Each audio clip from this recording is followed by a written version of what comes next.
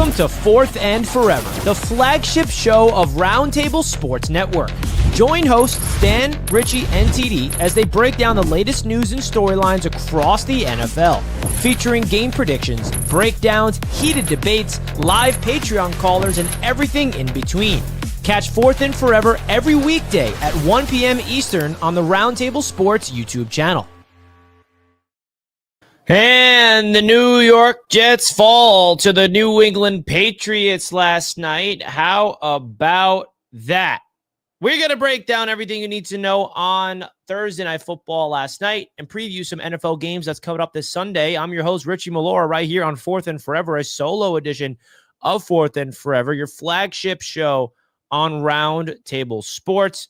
Big time shout out to everybody that is tuning into the show. Cannot thank you guys enough for tuning in. As always, make sure to smash the thumbs up button on your way in. If you did not already, the New England Patriots have the best record in the entire National Football League after last night. Obviously, we have some games coming up this week that teams can tie them. If the Broncos win, they'll have a tying record. I think the Colts are on a bye week, so they can't tie them yet. But what an interesting game last night that we're going to get into in this one. And I feel like, as you guys know, your boy's a Jets fan, Jets creator here, hopeful for an upset. But, I'll be straight up with you guys. It was more hope and delusion more than anything. I'm just a Jets fan trying to go out there and will my team to a victory. I got to give all the flowers in the world to the New England Patriots, man. Last night showed you, and listen, the Jets are not a great team. It's not like, the Patriots proved much last night against the Jets, but it's not easy to win in this league, and they've won 8 in a row.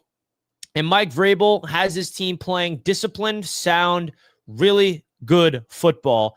Drake May, he's the real deal, man. I'm excited to see what he looks like when the pressure's really on late in the season, when you guys go into the playoffs. That's really the big test. But the Patriots are playing with house money right now. They are ahead of schedule. And I think that last night's game showed you a team that's trying to learn how to establish their winning ways with the Jets. The attention to detail, the lack of execution, and the mistakes from the Jets side of things, you didn't see that from the Patriots. There was an attention to detail. There was executing a game plan. There was coaching. Really just, it's sad. It really is from a Jets fan perspective to go out like that. But at the end of the day, it was a competitive game, and the Jets fell short. So shout out to everybody in the chat. Appreciate everybody tuning in. And I think that what the New York Jets are showing the world last night is that they are still building something from the ground up, and the New England Patriots are doing their thing. So let's get into the chat. Hope you guys are having a great day. Happy Friday. Happy Football Friday. We all feel Fields is a goner past this year. Absolutely. Pats didn't play well, to be honest. They sleptwalked through the W. Yeah, I know. That's why I felt like that game was winnable for the Jets if they had a competent offense. The Jets got a fluky offense. They just get 2 good drives, and outside of that, they can't do a thing. And it's frustrating. If the Jets had a consistent offense, it would have been more of a competitive game last night, but that's not the case. Not the case, man. Not the case. Jets and Dolphins helping the Pats take the division from the Bills. Hey, bro, you can do your own thing. I don't know. We're not helping anybody. We ain't helping nobody, all right? What to do, Richie? Go Bills. Well, sorry, Bills Mafia, that the Jets could not help you guys out and get the job done. I know that Bills Mafia was in the house last night, tuning in, trying to get the Jets to get that W. But at the end of the day, not the case. And I think, like, you look around the NFL, there's a lot of people that are questioning if the New England Patriots are still the real deal or not. Only time will tell, folks. Only time will tell. But as of right now, man, if you don't think the Patriots are the real deal, you're lying to yourself. Big shout out to Sleeper for being the proud sponsor of the channel here on Roundtable Sports Network. If you guys want to check them out, please consider using the code RTS. You get a 100% deposit match up to $100 by using the code RTS. Big time shout out to them. Cannot thank them enough for all their support for this show. Now, if you guys want it, you guys can make some money here on Sunday, build a nice player prop bet, build a big-time parlay. You can win up to 100x your money. So a huge shout-out to the guys over at Sleeper for sponsoring us here over on Fourth and Forever's Roundtable Sports. Make sure you guys hit the thumbs-up button. Let's do it. Dumb penalties like Tippmann. Yeah, Tippmann did not have a good penalty last night as well. Go Bills, go Knicks. Go Knicks, my man. Let's go. Let's Let's do it. Jets been rebuilding for 15 years. Pats rebuilt in 2 years. And what about the New Orleans Saints? They have been in cap misery for the longest time I've known. I mean, I wouldn't be talking much as a Saints fan. The Saints are trash. Arguably just as bad, if not worse, than the New York Jets. But hey, who am I to remind you the facts? All right. So I think that, the New England Patriots, they are the NFL's darling right now. I think that the entire NFL world, the media, they're attaching on to the Patriots, which they have every right to do so. When you have a guy like Mike Brown, that is Mike Brown, I'm thinking of the Knicks, sorry, Mike Vrabel, going out there and bringing a team that picked in the top 3 or 4 last year into the upper echelon of the NFL like that. Like, it's really interesting when the Patriots go out there in free agency, make all these free agency signings, they have their quarterback in place, and now they're playing like real football, complimentary football. And I think that the New England Patriots, man, if you're a Patriots fan, there's no reason to be, not excited. Every single Patriots fan should be crazy excited for this season, man, because you look at the Patriots right now, in my opinion, they're playing with house money. They really are. They're playing with house money. And I think that's something that you got to keep in mind here. Shows you how clueless AG really is. I mean, I disagree.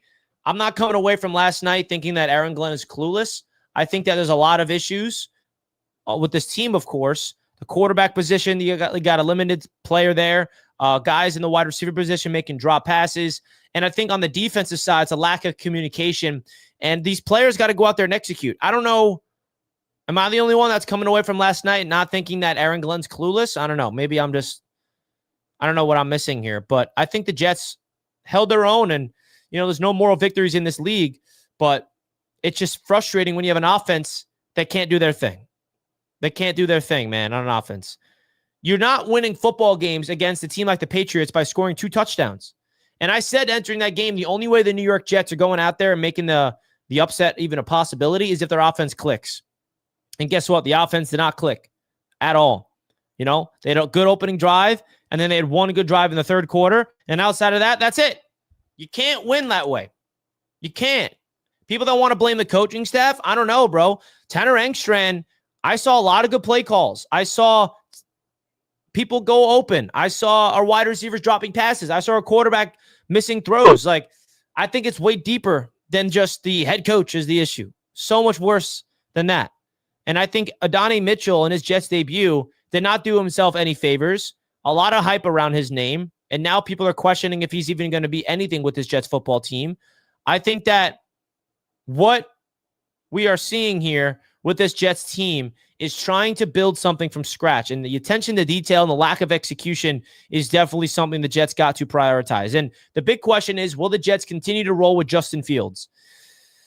I mean, Tyrod Taylor is not like a guy that's going to come in here and just lift the Jets to new heights. So it's not like you go from Fields to Tyrod and you can expect there to be a giant shift. They're different. They are definitely 2 different quarterbacks stylistically speaking. But at the end of the day, the Jets don't really have a good quarterback on their roster.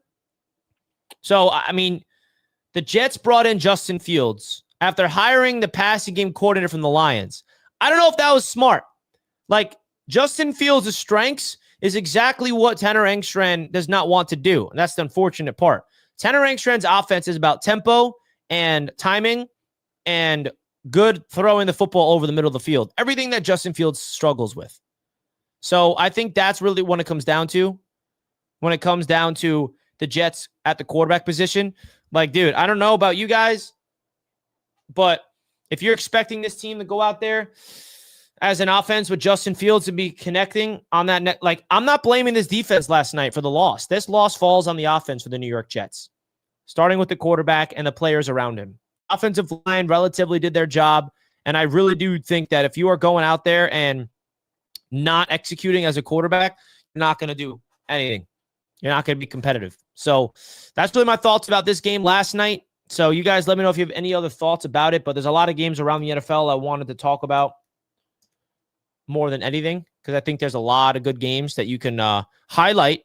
Starting off with the Commanders and the Dolphins starting off Sunday morning in Madrid. 2 teams that are both 3-7. Will the Miami Dolphins build off of their big-time win over the Buffalo Bills last week and get the job done? Washington is in shambles right now. I think that the Dolphins will probably win this game. Marcus Mariota, not a great quarterback, and the Dolphins are getting some confidence. They fired their GM. They got new life. You never know. Could they go out there and do it? You guys let me know your thoughts right now. Who do you guys got winning? Dolphins or the Commanders? Let me know in the comments right now. Who do you guys got winning? Dolphins or Commanders? Let me know in the chat right now. I think that it's going to be a competitive game, but give me the Miami Dolphins winning this one. All right, let's move along. Packers and the Giants. The Packers and Giants is an interesting game because the Giants are having Jameis Winston out there as their starting quarterback. I don't think that the Green Bay Packers are going to allow themselves to lose back-to-back games. They're 5-3-1. They're still in the thick of things. That tie is a very interesting thing to look at, but hey, this is the opportunity for Green Bay to get back on track against a struggling New York Giants team, firing their head coach. Jameis Winston is their quarterback. Mike Kafka is their now interim head coach. You know, we've seen some crazy things happen around the NFL where you fire a coach and all of a sudden the interim coach comes in and just changes everything. And all of a sudden you got the Giants getting some wins. I don't know. I think that the Packers are going to get the job done. You guys let me know. Let me know. Let me know if you guys agree. I mean, the Giants getting the job done would be an interesting one because I don't think that the Giants have what it takes to beat the Packers, even though they're at home. Give me the Green Bay Packers in this game. The Texans are one of the sleeper teams in the AFC to get rolling. They are one of the sleeper teams in the AFC conference to get rolling. Their defense is so freaking good, man. The Titans are on their way to picking number 1 overall back-to-back years. Now, I don't think that they're going to draft a quarterback to Titans because they got Cam Ward unless they pull a Josh Rosen and they get a new coach and they want to get a new quarterback and they trade away Cam Ward. Who knows? But I think that the Houston Texans are going to absolutely destroy the Tennessee Titans in this one. But the question I have for you guys, are the Texans a team to watch to make a run, to make a playoff push? I think that, you know, the AFC South is going to the Colts, but that 7th seed in the AFC is wide open. Right now, the Jaguars have it. They just beat the Jaguars last week, comeback win. Even without CJ Stroud, they're going out there making plays. Defense is so good, man. I got the Texans winning, getting to 5-5. But the big question is, will Houston be able to build off of these games and get the job done and compete for a wild card berth? All right. We got Panthers and Falcons. Ooh, another NFC South matchup. The Panthers are one of those confusing teams in the entire NFL. I don't know what to make of the Carolina Panthers. One week, they look really good, and they're like executing, and they're fun, and they're running the football all over the place. And then the next week, they lose in weird ways, ugly ways. Atlanta Falcons the same way.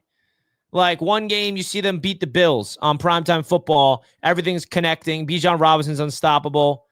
But then the Falcons just kind of look like they stink. So they're 3-6. I think Atlanta's going to win this one. I really do. I think Atlanta at home against a division rival. I think Atlanta is going to make a push here. You know, they're 3-6. They're not looking great. And the problem with the Falcons is they don't even have their first round pick next year, bro. That sucks. They traded out of the first round this year to trade up back into the first round this past year to get 2 first round picks, I believe. So interesting stuff here from the Atlanta Falcons side of things. I got them winning this game. You guys let me know if you agree or not. Big game in the NFC North. Minnesota Vikings with J.J. McCarthy, a.k.a. 9, taking on the Chicago Bears that are red hot. 6-3 these Bears are. Got to give respect to the Chicago Bears, man. They came back-to-back weeks, miracle fashion, against the Giants. That was a big-time win they had. They're starting to get some rhythm, man. They're starting to get some rhythm. And you look up at the standings, you know, they're right behind. They're tied with the Lions, bro. They have a chance to win this division. Wow, I didn't realize how tight it is at the top of the NFC North. The Lions and the Bears have the same exact record. The Lions, could the Bears keep the hot streak going and win their NFC North division? I mean, the Vikings are such an interesting team with J.J. McCarthy over there at quarterback. I don't really see them doing much with JJ this year. I think that this is a year of JJ McCarthy to get some experience, learn from it, and the next year I think we're going to see a really improved version of JJ. But as of right now, I haven't seen much. I'm going to take the Chicago Bears in this game on the road in Minnesota. Chargers, Jaguars. The Jaguars are a team that they're weird, bro, because I can see the Jaguars winning this game. You know, the Chargers have a big issue on their offensive line. They're still winning. They're 7-3. They got the guys on the perimeter making plays for them, but up front, they are the team that gives up the most pressures. And the Jaguars, they got a decent front seven. They got a really good defense. Like, this is one of those trap games for the Chargers going on the road across the country. I'm actually going to take the Jaguars. I think that they're pissed off after the way that they lost last week. I'm going with the upset. Here. Anybody agree with me? I'm not bought in on the Chargers, man. I'm really not. Like, I don't think the Chargers have, like, the firepower to keep up with this offensive line as banged up as it is. I know that the Chargers are the favorites. They're the better team, but I got the upset. I'm going with Jacksonville. Getting the upset, man. We shall see.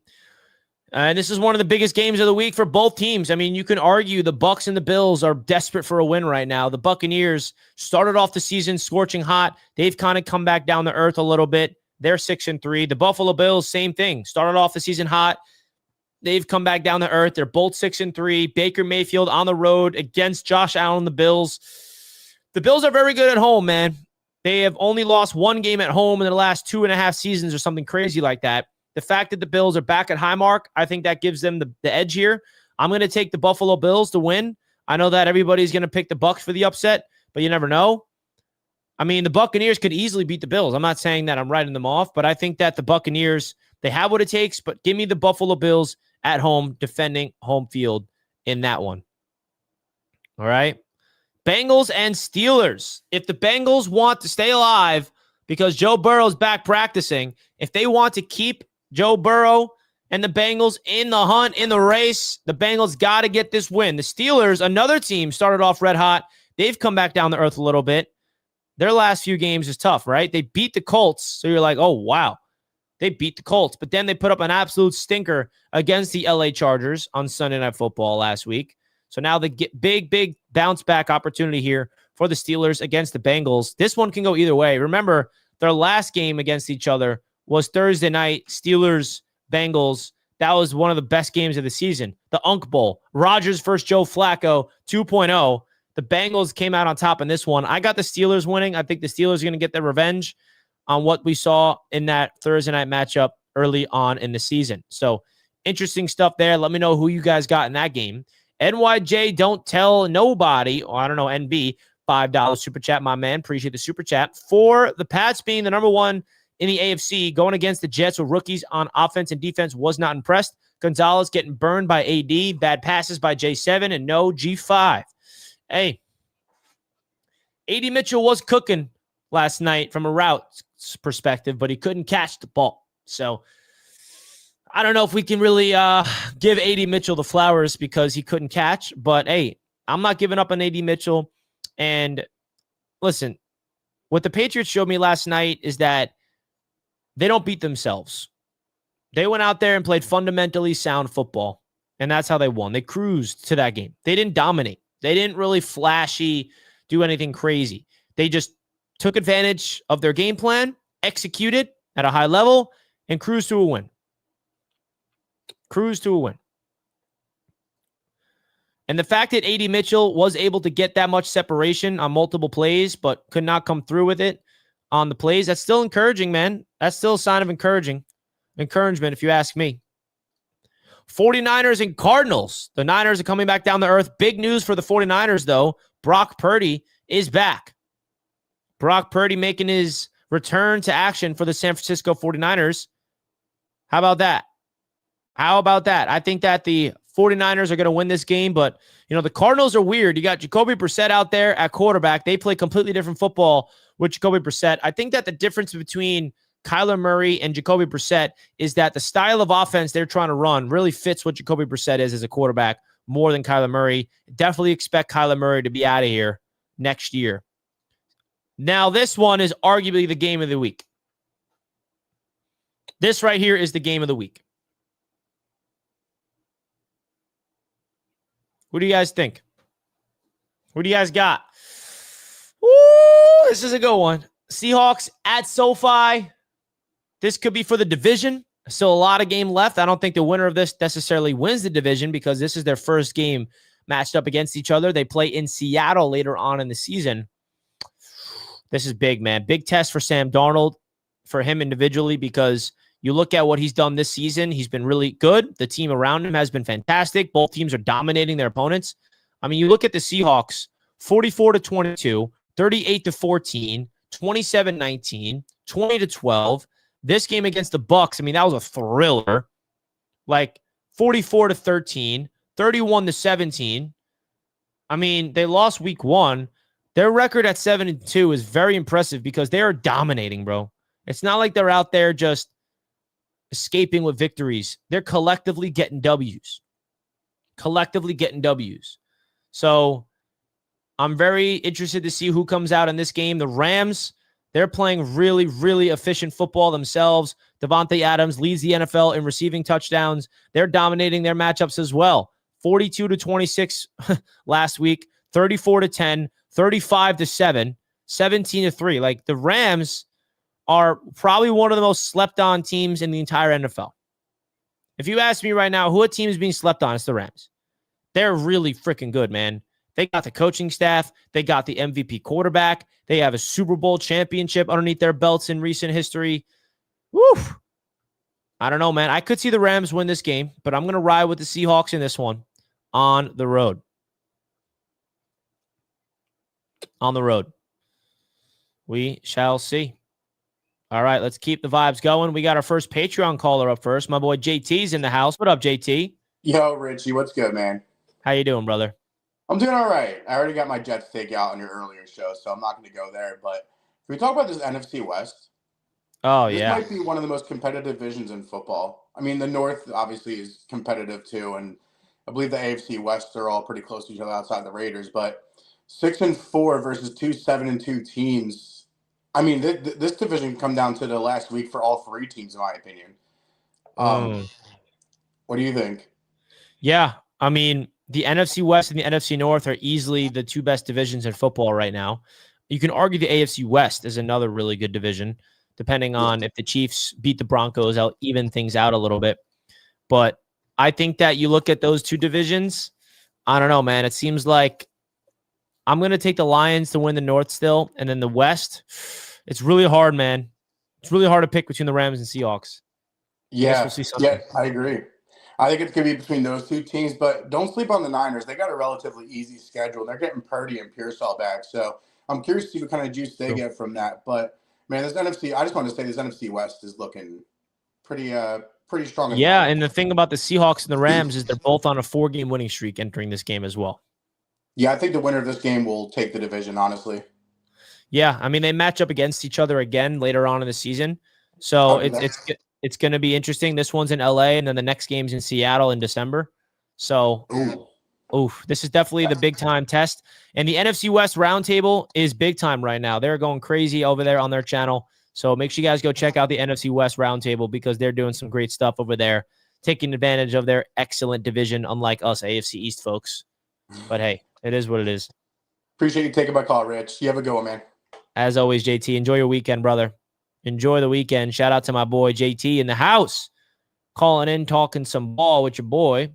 Things you love to see. All right. I mean, look at the standings here. The Eagles are running away with the NFC East. Shocker. It was interesting early on, but the Eagles running away with it. The Commanders coming back down to earth. Cowboys, like, the Eagles going to win their division. Lions, Bears, Packers. I mean, I'm still going to roll with the Lions, but the Bears are definitely making it interesting. Don't sleep on the Packers getting hot as well. Buccaneers, Panthers, Falcons, Saints. I got the Buccaneers winning this division. I mean, it's weird, though, because the Panthers are right behind them, but I just don't trust the Panthers at all. And then the NFC West, this is the division to watch. I got... Like, it's definitely, something interesting JT mentioned. Don't sleep on the 49ers. You got Brock Purdy back. You got Purcell back as well. The Niners are not a team to just stop considering. I mean, they only have one less win than them. And if they win this week, they're going to be tied with either the Rams or the Seahawks, the loser of that. Well, not tied because they'll have one more loss, but they'll be a half game back. Like, I think it's definitely between the Seahawks and the Rams. I think that whoever wins on Sunday, the other team's going to win in the next game. I think that the Rams and the Seahawks are going to split. So if the Rams win on Sunday, I think the Seahawks will get them later on in the season. If the Seahawks win this game, I got the Rams eating it out. It's going to come down to it, man. I think this division may come down to a tiebreaker. Like, I think it's going to be that close. I can see it being literally the Rams and the Seahawks both have 13 wins, and then whoever has a tiebreaker gets it. That's how good that division is. And then you look at the AFC. Here's the AFC East division. You got the Patriots running away with it. Crazy stuff, man. The Patriots are running away with the division. We don't need to really talk about this division, right? We can skip over that one. AFC North. Do you guys have the Ravens coming from behind and winning this division? I mean, they're already just one game back. Not really that crazy at this point of the season. I think Baltimore has a chance to win this. The Ravens are definitely going to make it interesting, but this game between the Bengals and Steelers is 100% going to be a deciding factor, because if the Steelers lose and the Ravens win, we got a tie at the top of the division. AFC South, that is an interesting one. It's pretty competitive in the middle. The Colts running away with it with an 8-2 record. Jaguars, Texans right in the middle fighting it out. I think the Jaguars and the Texans, they have a chance for that last wild card spot if they continue to play a good football. And then the best division in the AFC conference is easily the AFC West, because the Broncos are 8-2. Everyone's calling it a fluke. The Chargers are 7-3. Everybody is like worried about their offensive line. And the Chiefs are sitting there at 5-4, early struggles. But are we going to count out the Chiefs? I think the Broncos and Chiefs game is going to be absolutely massive. Absolutely massive, man. Whew. If the Broncos beat the Chiefs, man, that's where we really have to give them their respect. But the way the Broncos are winning, I don't know if it's sustainable. Big time test right here between the Broncos and the Chiefs. We shall see. Man, this division looks really good, man. I want to be in a playoff race, man. What do I got to do that? My Jets team don't do anything. Well, guys, I appreciate you guys tuning in, man. You guys are awesome. This is a lot of fun. We got a lot of fun things happening here on the channel. Shout out to you guys for tuning into the show. All right. Now, as you all know, we have RotoWire as one of our proud sponsors of the channel. If you guys are not already signed up for RotoWire, make sure you do so. Not only do they help your fantasy football teams out, but you can go over there and help with your sleeper picks.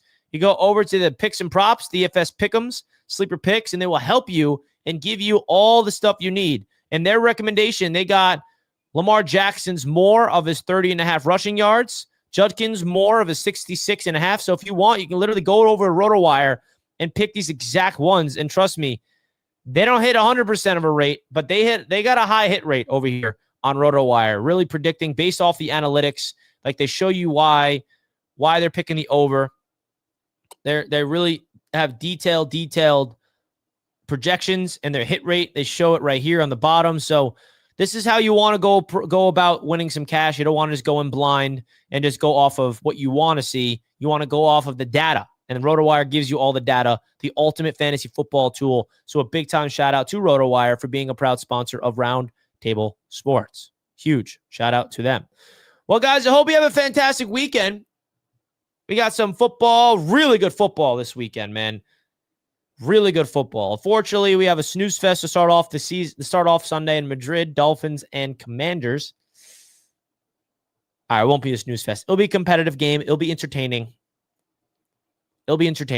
But we'll see. I'm out of here, folks. Enjoy your weekend. Appreciate you tuning in to another edition of Fourth and Forever with your boy, doing a solo dolo show. I'm going to run.